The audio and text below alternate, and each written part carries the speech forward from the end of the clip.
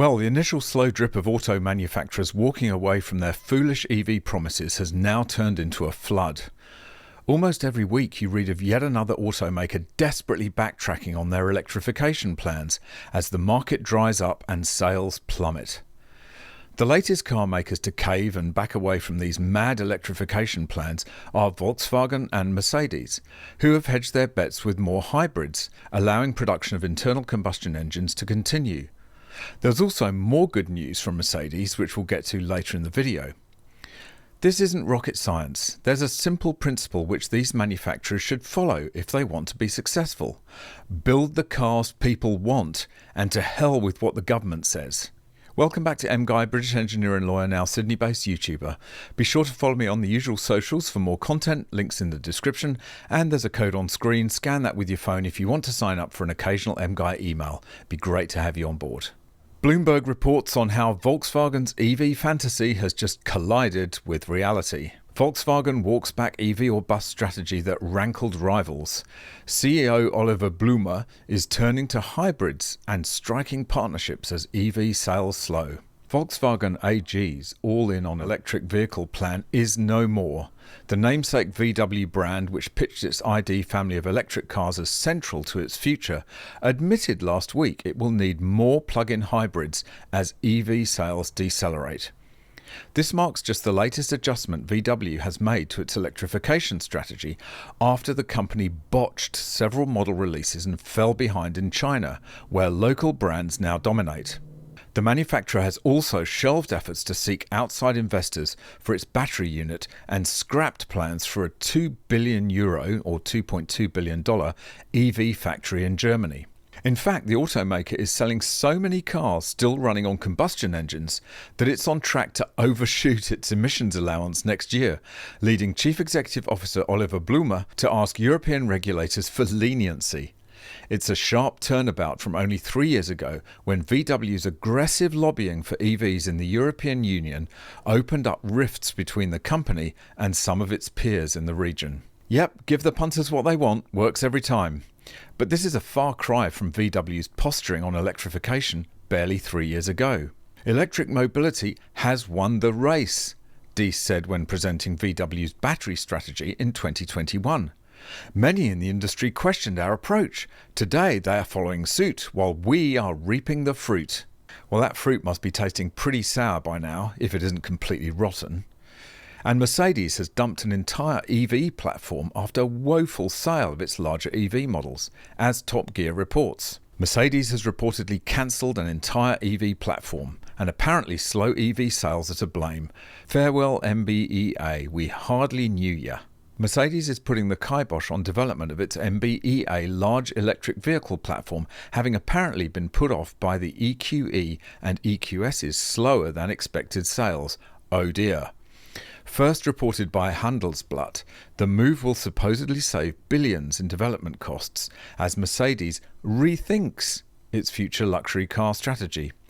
This is a big shift because the MBEA platform, which was due to be ready for 2028, was meant to bring several of the technologies previewed on the ultra-long-range Vision EQXX to the table. Don't expect 750 miles from a single charge anytime soon then. And Bloomberg again dives into why the EQS has been such a disaster for Mercedes. Why Mercedes' $100,000 electric jelly bean flopped. The German automaker's limousine customers care as much about comfort and status as saving the planet. Now they should worry about residual values too. When Mercedes-Benz Group unveiled a luxury electric sedan called the EQS in 2021, managers boasted about the radical aerodynamic design, billing it as the German automaker's most significant launch in decades.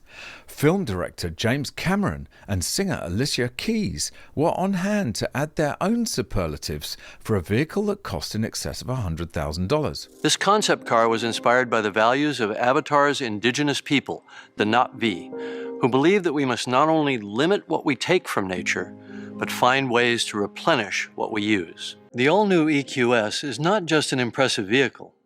It's a commitment to a more balanced world. 3 years later, the electric version of the flagship S-Class risks becoming one of the biggest flops in Mercedes' storied history, and its shortcomings have contributed to the company's decision to ditch a goal of selling only electric vehicles by 2030. Sales of the luxury electric sedan declined 40% to just 14,100 units last year, according to Mercedes' annual report. Price cuts in China and heavily discounted US lease deals failed to revive demand, while undermining the company's strategy of prioritizing high values over sales volumes. Combustion engine S-Class deliveries were more than 6 times higher. 6 times higher! And the final piece of good news from Mercedes is that the ignominious slide of its once legendary AMG brand into abject mediocrity has been halted, at least for the time being. AMG started going downhill when Mercedes started applying the badge to ghastly little hatchbacks like the A45, and worst of all, applied the legendary C63 badge, which used to stand for a glorious 6.2-litre naturally aspirated V8, on a pissy little four-cylinder car with an electric motor. Sacrilege. But the market has spoken, and for the upcoming CLE 63, AMG is going back to the next best thing to the 6.2-litre, the venerable 4-litre twin-turbo, which is about the best we can hope for in this mad net-zero climate.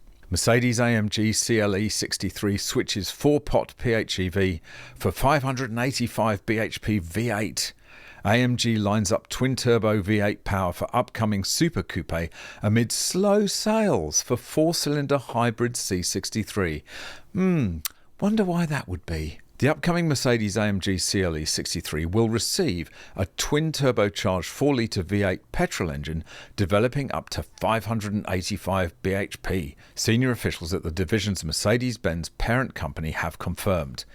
The decision reverses an earlier plan to give the hot new coupe and cabriolet the same 670 bhp plug-in hybrid drivetrain as the latest C63 and GLC 63 due to slow sales of the saloon, estate and SUV.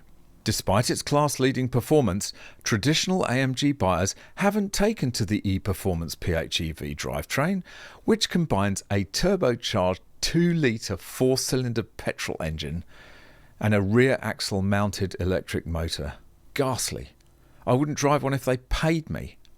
I'd go and find a nice C63 Edition 507 Coupe from 2012 or 2013, one of the most fun cars you could ever imagine, when the 63 on the badge actually meant something. Volkswagen and Mercedes aren't the first automakers to get cold feet over their earlier ludicrous electrification promises in the face of clear market apathy. But we can be 100% sure of one thing: they won't be the last.